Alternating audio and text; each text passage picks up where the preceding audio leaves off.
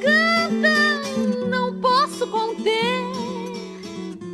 Solto que se levanta do meu ser e vou ao sol no voo enquanto sou.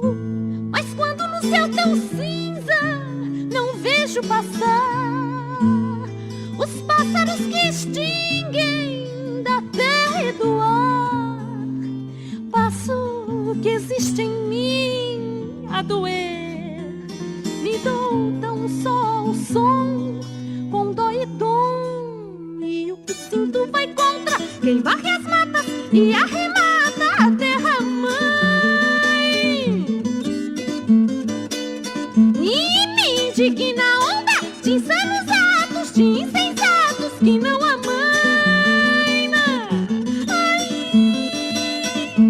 Ânsia de que a vida seja mais cheia de vida pelas alamedas, pelas avenidas, em aroma, cor e som, árvores e ares, pássaros e parques para todos e por todos, preservados em cada coração.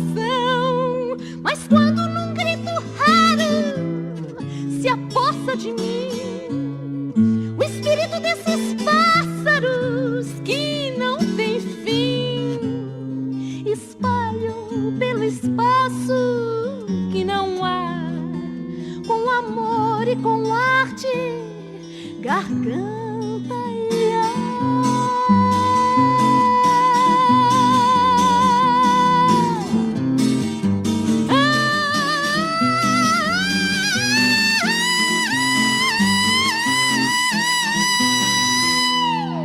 E o que sinto vai contra quem varre as matas e arremata a terra-mãe.